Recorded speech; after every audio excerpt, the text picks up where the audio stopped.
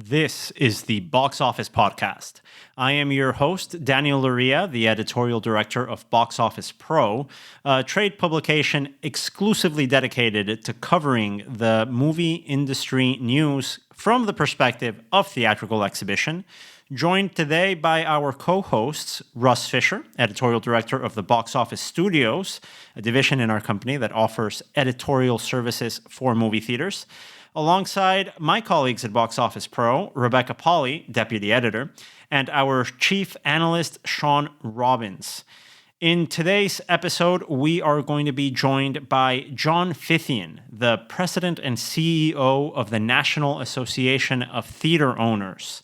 It's going to be an interesting conversation that delves into a lot of the topics that we've been seeing across the industry over the last couple of months here in the COVID-19 pandemic. But before we get started, let me make sure to thank our sponsor this week, Cineionic. This episode is brought to you by our friends at Cineionic. Cineionic is the world's leading provider of cinema laser technology, illuminating more than half of screens globally. Cineionic is helping exhibitors to make decisions today that will support a bright outlook for cinema tomorrow by providing accessible, best-in-class industry solutions. Visit Cineionic.com to learn more. Now, let's just jump into that conversation with John.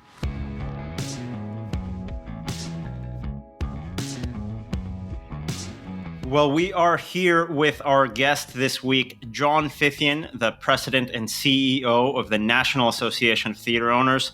John, thank you so much for joining us. Just diving right into it, we have so much to ask you. The biggest question on all our minds has to do with the legislation aspect of what we're going through right now. What's at stake with the next relief bill, and where are we as of today as we record this?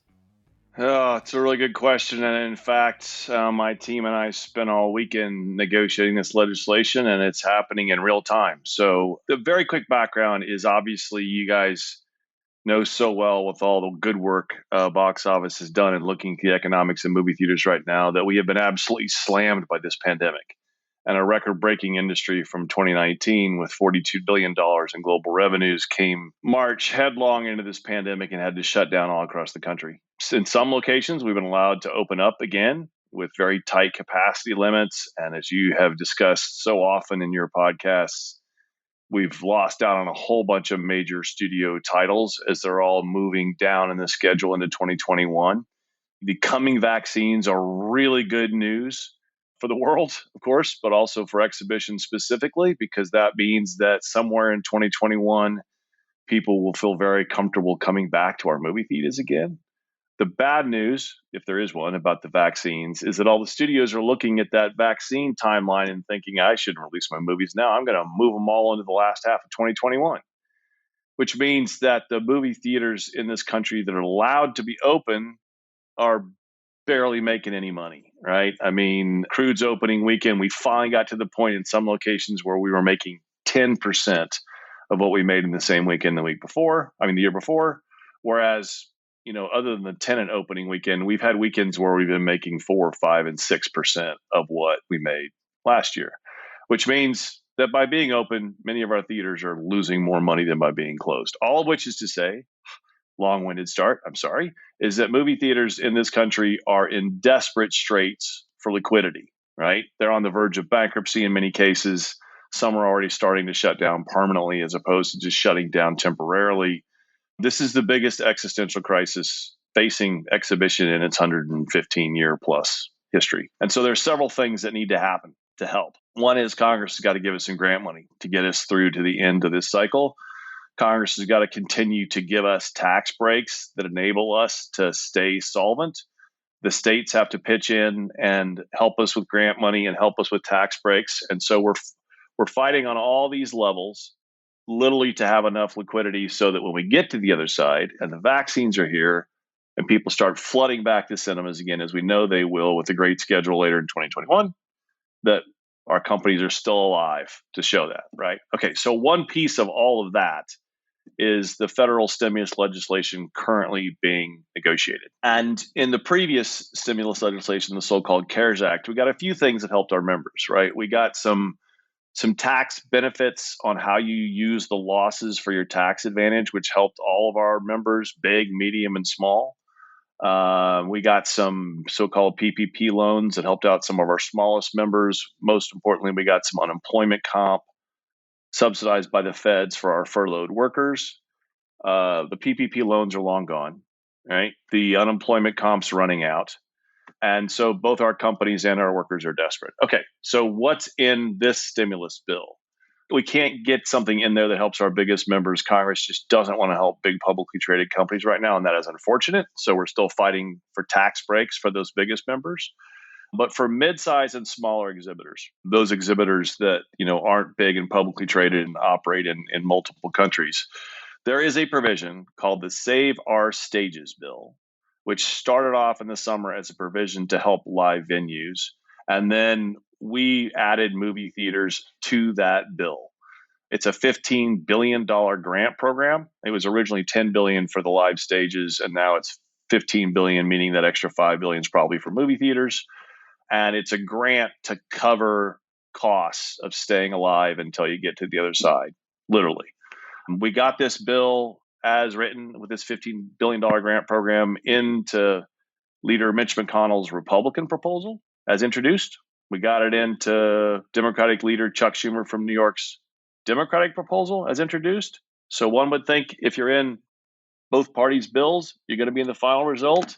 Not so fast, because every time you get down to the final end of negotiations on these bills, everybody's scrapping for money and everybody wants a piece of this. And there's so many industries and employee groups challenged in this country right now that people are fighting like cats and dogs over the roughly $908 billion that's in this package. It needs to go to states and cities who are broke. It needs to go for testing protocols and vaccine distribution. It needs to go for unemployment comp. And there's that little $15 billion piece in there that we're fighting for. So this weekend, along comes Susan Collins from Maine and says, that's too much money for movie theaters and live venues. And I don't want that many people to qualify. And I'm leading the bipartisan negotiations, so I'm going to slash and cut it. So now, literally, I'm finding anybody from Maine who knows Susan Collins, right? Anna Kendrick grew up there. I talked to Anna Kendrick at CinemaCon one year about it. I'm asking Anna to send a note to Senator Collins from Maine. All the Maine theater owners are calling her.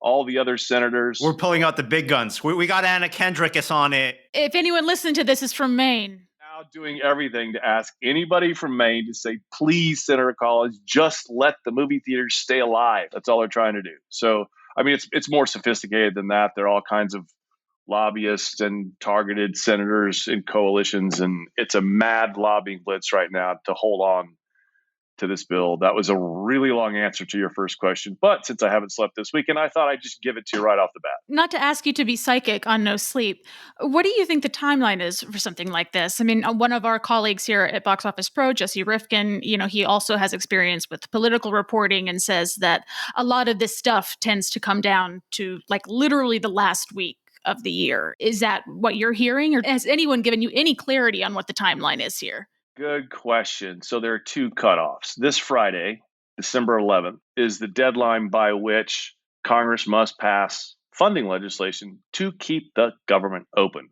Literally, that's how broken our political process is that once again, we're up against a deadline that if they don't figure out some bipartisan compromise on general funding or appropriations legislation, the government will shut down on Saturday. And senior citizens won't be getting their Social Security checks anymore. Merry Christmas. Merry Christmas, everybody. Right. The chaos continues in the US of A. So everybody's kind of confident that a funding bill of some kind will pass by this Friday. It has to. They would look really awful to shut down the government right before Christmas, right? Like bad optics. So something's going to pass by this Friday. There's a thought that you take the stimulus bill, the $908 billion currently being discussed stimulus bill, and combine it with the funding legislation and pass everything by this Friday, which is why they worked all weekend long. If you can't reach a deal on the stimulus stuff, you pass just a very simple continuing funding bill to keep the government open, and then you probably have until December 18th, a week later, to pass the stimulus legislation. The reason why December 18th is kind of a cutoff is this was an election year. It was a bloody election year.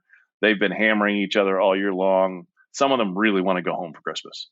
I really hope they don't not get it done by December 18th. And then we get to spend Christmas week here in Washington lobbying. But those are the cutoffs, December 18th and then next year. There are some who think you shouldn't spend any more money right now. The fiscal conservatives, that we've already spent a couple $1 trillion. The economy is what it is.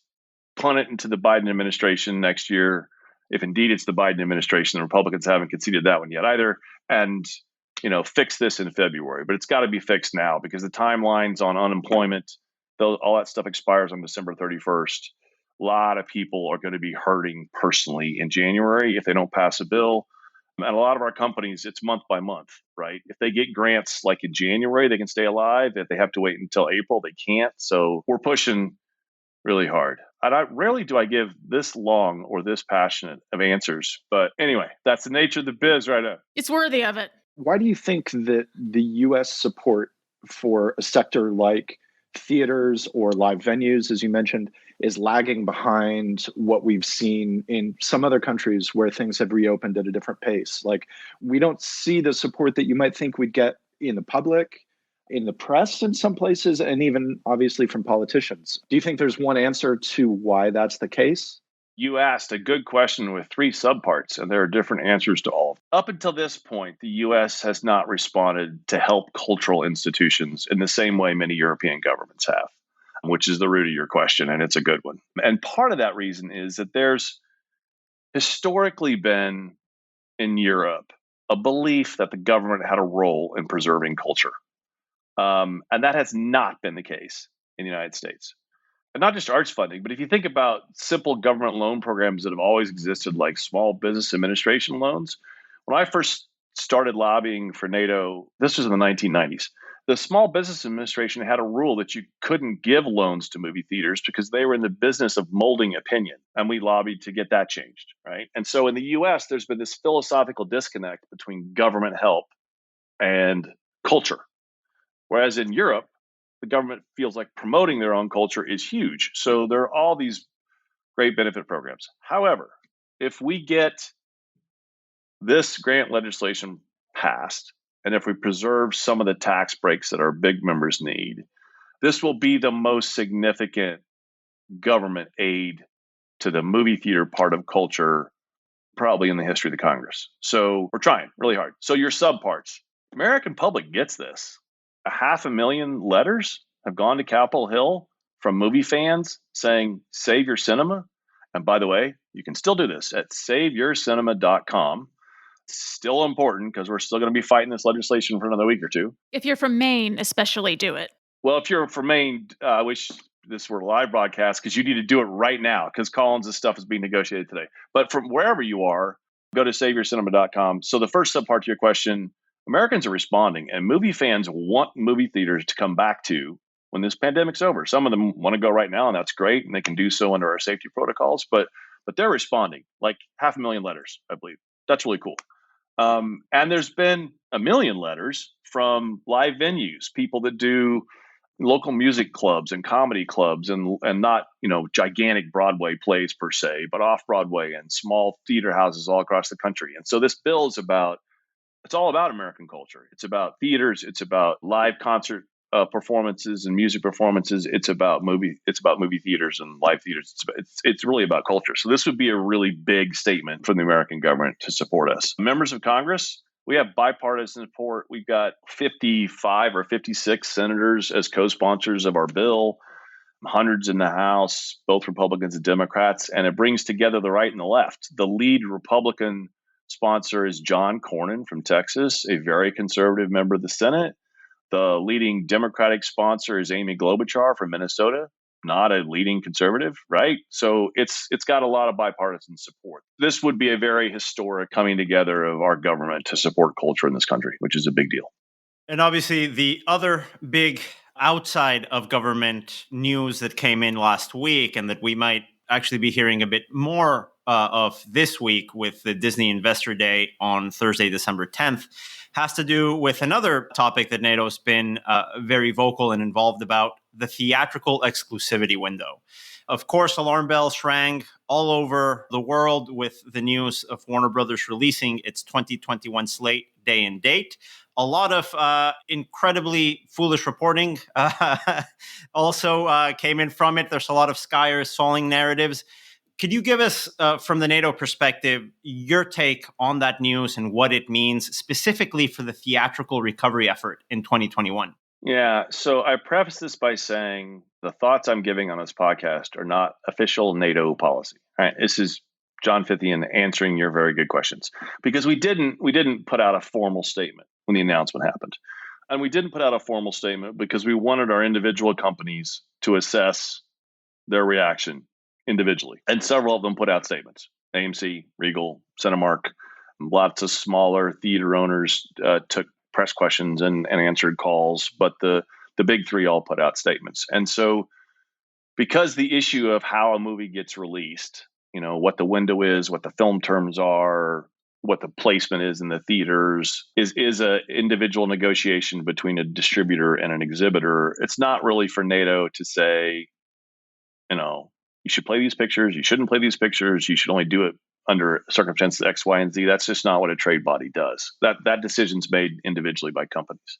Okay, so that's why we didn't put out a formal press statement, much to the chagrin of the 67 reporters who called us and said, we need a NATO press statement now.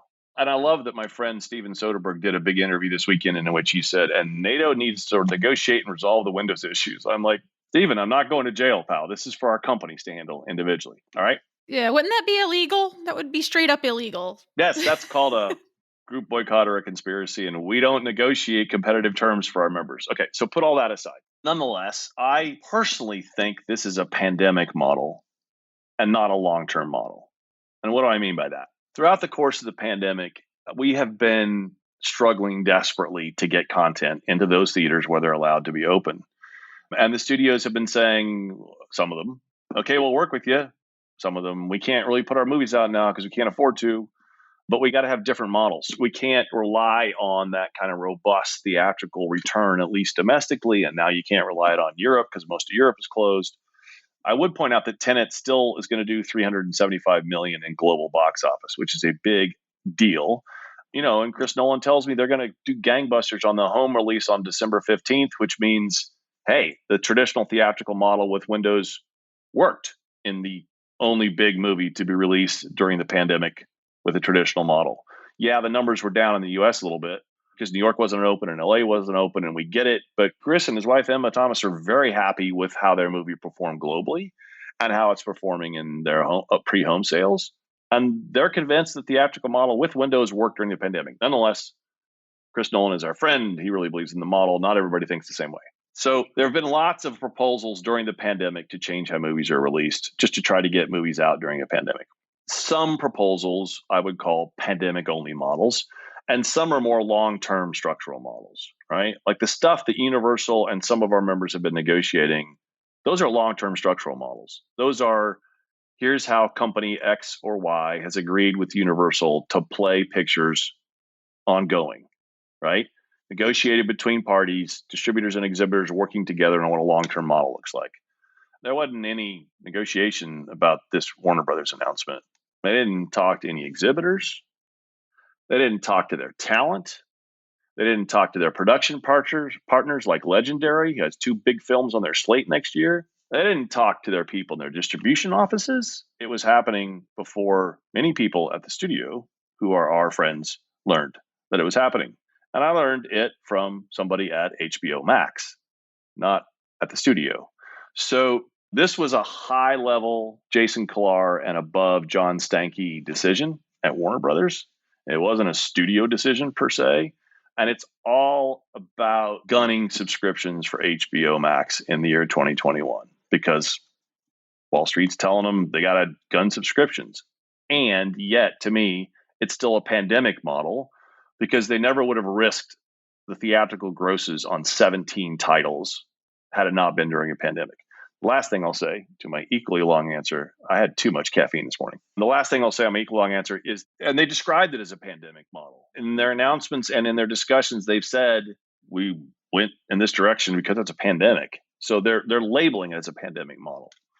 but I don't know why they then had to do it for all of 2021. Our assessment of the coming vaccines and the attitudes we're getting in surveying our movie patrons is that we're going to be like ramping up in spring and juicing it hard in summer, right? And whether or not Bond goes in April or June, and whether or not these, but nobody's thinking there aren't going to be any big pictures with successes until 2022. So the thing about the announcement that concerned me the most is, yes, they described it as a pandemic model, but then they said it extends all of 2021. So that's bizarre. And it's also bizarre they wouldn't talk to any of their partners who exhibit their movies, make their movies, co-produce their movies. That was just weird.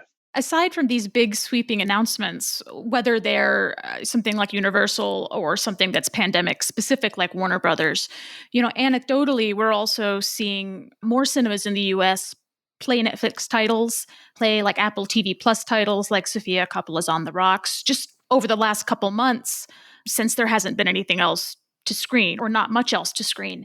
In speaking with your members, are you seeing more flexibility from them in terms of windows? And do you get the impression that that is more a pandemic model thing or part of a more, dare I say, permanent willingness to shift? Like I said earlier, trying to stay open during a pandemic when less than half the country feels comfortable coming back, despite the fact that we've made it incredibly safe with Cinema Safe, which we can talk about if you want to. Our members were desperate for content on the screens in those states and locations where they're allowed to be open and where they made the decision to stay open. And so, yeah, they're playing all kinds of stuff, some of which they would have played before the pandemic and some of which they wouldn't have. So at the beginning, I would say playing a lot of these pictures from folks like Netflix and whatever without Windows guarantees or whatever is a pandemic play. However, and this is where the timing of your question is really interesting, on the heels of the Warner Brothers announcement. And I have great friends at Warner Brothers and tremendous respect for them. And so this is the piece that I do not get. If they stick with this model, they're going to lose their talent. They're going to lose their filmmakers. They're going to lose their big projects. And those people are going to go to Netflix and Amazon and Apple and Disney and Sony and Paramount and Universal. And you get the point, is that Warner Brothers consistently has made lots of movies, big, medium, and small. They have 17 movies on the calendar for 2021.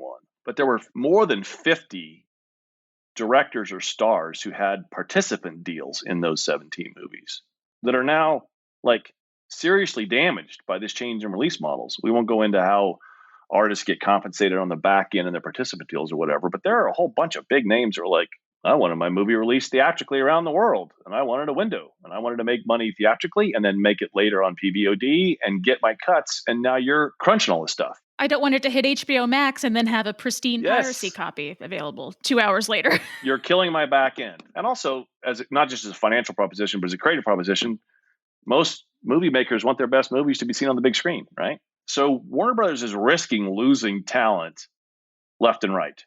How does this relate to your Netflix thing? As our members needed product during the pandemic, and as they're seeing stuff like the Warner Brothers announcement, the idea of working across the board with a company like Netflix is now much more attractive.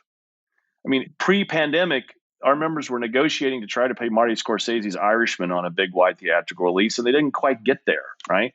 But they were talking about an exclusive window that's more than what Warner Brothers just did. So this Netflix idea of playing wider in movie theaters now is much more attractive than it was a year or two ago for our members. So all of our members are talking to Netflix and Apple and Amazon and anybody else that's got good content because the models are all changing. So it's both. It's been such a shifting situation as we live through this pandemic with obviously levels going up and down, theaters opening and closing all over the world. One of the questions that we've gotten from some international colleagues, it's hard to predict, right? But more or less a rough time frame of where we can see that recovery start, because I'm not sure if it's really started in earnest without that studio support. We just heard news that Cineworld is thinking about reopening in March. From your perspective, where does that light at the end of the tunnel start? Where can we start talking about movie theaters now reopening and a gradual recovery taking place? Yeah, so theaters are open in just under half the theaters are open in the US right now, right? So we got 42,000 screens and 19,000 plus are open, if I remember the data correctly. And so it's a state by state, city by city, location by location analysis on what's open now. But does open now mean that they're recovering? No. As described earlier, many of them are losing more money being open than closed. They just want to keep film going alive and keep serving their community and keep their people employed. But it's not a money-making proposition at this juncture in the US, nor is it in Europe where most of our cinemas are closed. However, in China and Japan, we're kicking ass. I'm not sure I can say that on your podcast. You can say anything you want. We curse enough here. Yeah, go for it. Some of these movies in China and a couple of them in Japan, the anime picture in particular, they're doing amazing business. Why is that? Because they stopped the virus and they have big new content. That's all it takes, right? So to answer your question about the pace of recovery, it's already happening in China and Japan. And the way that the disaster, it started in China, it moved to Asia, it moved to Italy and then the rest of Europe, and then the Europeans brought it to the US. I know our president likes to call it the China virus, but it was actually the Europeans mainly that brought it to the US. And that's why New York got hit so hard. And so as the virus moved from Asia to Europe to North America and Latin America, the closures went Asia, Europe, right? I remember a board call in March, and you referenced Cineworld, and Mookie Greidinger sitting there in Europe and Israel saying, we're starting to close down in Europe. It's coming your way in a few weeks. And our American exhibitors like, nah, we're not going to close down the US. And then boom, right? So the migration of the closures is likely to be very similar to the migration of the economic recovery. And it's already happening in China and Japan. That's very good news because that means people want to come back to the cinemas and they love seeing movies on the big screen. And they were just worried about their health with this virus thing, or their government shut down the cinemas anyway. So the numbers in China and Japan are very encouraging. My guess is if Europe actually tamps it down in the next couple months, some of them are trying hard, some of them aren't trying hard enough to tamp it down, that in February, you start to see people January, February feeling more comfortable going back to cinemas in Europe. And that's why Mookie's thinking March in North America, because it's been going like this. A lot depends on how Americans behave over the Christmas holidays. Listen to Dr. Fauci. He's trying to tell it like it is, people. Wear your masks and stay home for now and get us to the other side. And if we tamp it down and the vaccines start coming, they're already coming faster in Europe than they are here, which is disappointing. But the vaccines start coming and we have a significant portion of the population vaccinated by March or April, we could be doing decent business by then, right? And it's just holding the film slate. So all the studios have hired all these epidemiologists and they're all trying to become scientists. And when will the vaccine be 50% available? And then, well, how will that turn the tide and people feel comfortable going back to the movies? And we're pretty confident by summer we're going to be doing some real business. The question is, can we do real business in March, April, and May? So long answer to recovery. We're beginning the recovery sometime next year in earnest. I just don't know if it's spring or summer. I want to see Bond, Yes. so everybody behave over Christmas. Now, with respect to that, the idea of maybe it's beginning of spring, beginning of summer, whatever the time frame is, what sort of strategy do you have for getting messaging out to the public? Because I think that you mentioned that there are markets that are largely open in the US right now, but I think there's a lot of public uncertainty or confusion or lack of awareness about what's open and what's not theatrically. So what sort of strategy do you have to send that message out to people that things are open and the product is coming?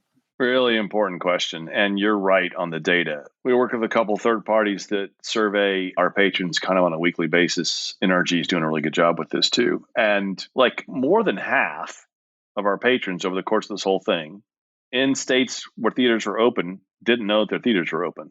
And that's tough to counteract when you don't have big marketing campaigns for big movies out there, because that's what people, they see, oh, Tenet's coming, but then nothing else big marketing campaigns. So those marketing campaigns for movies made people think, really, are my cinemas open? And then they go check their show times and they're like, my cinema's open. Cool, I'll go see this movie. So we, in terms of messaging, we thought about several stages and several messages. And the one that we decided to start with during the pandemic was safety. And that's where Cinema Safe comes from. a program that we're very proud of, that we worked long and hard with epidemiologists to develop a set of protocols that make cinemas truly safe. And they are. And we haven't had one reported case of a transmission of the virus in any cinema in the US or around the world, whereas churches and synagogues and restaurants and bars have a lot of them. We have zero, and yet we get lumped in with all the. Anyway, our safety protocols are good, right? So the first messaging was cinema safe, and we put a lot in that. Warner Brothers helped us with that. So did a lot of other studios. It's a really good program, and our members are following it. And it's such a good program that several governments in Southeast Asia contacted us and said, can we just enact your protocols for our countries? And we said, sure, fine, take them. But they're good protocols. So you messaging the fact that these protocols exist and having our companies talk about all that they're doing to create a safe environment was the first message that we started.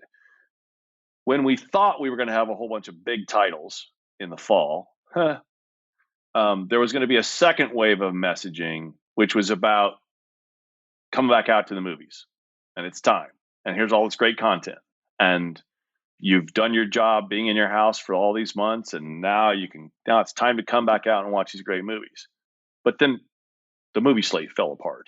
So the studios weren't willing to back a come back out to see these great movies campaign when there weren't a whole bunch of big movies. So that second wave of messaging kind of got put off. And now it's a question of when we pull the trigger on that. And that has a lot to do with the vaccine rates and confidence rates. And I don't know if my camera goes off every time I beat my table, what's causing that, but I should be less enthusiastic in my gesturing. So probably sometime in the spring, we get to your question, which is ramping up not just the safety protocols, but ramping up that it's time to come back out to the movies. And that needs to be timed with a lock on movie slates and big movies.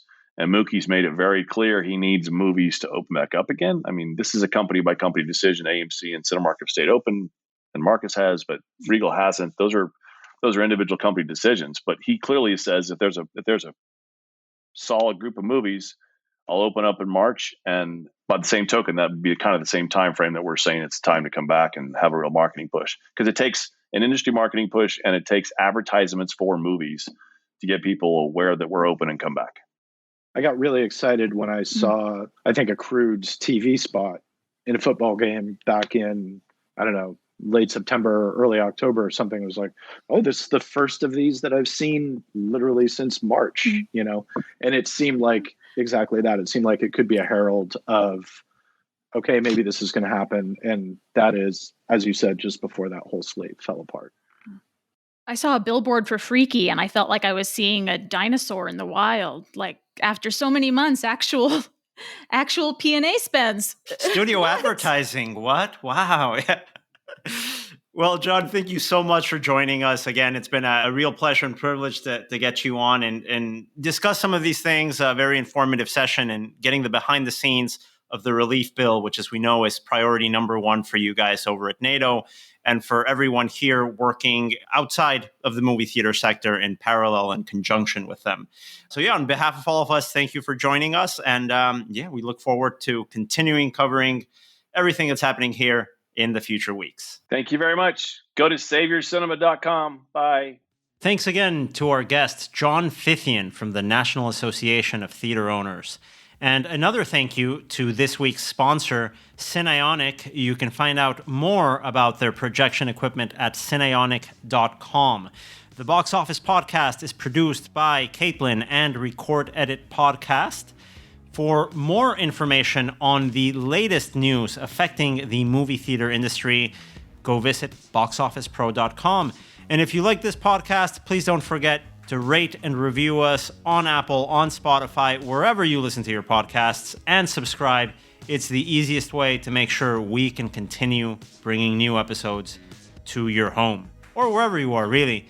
Until next time, thanks again.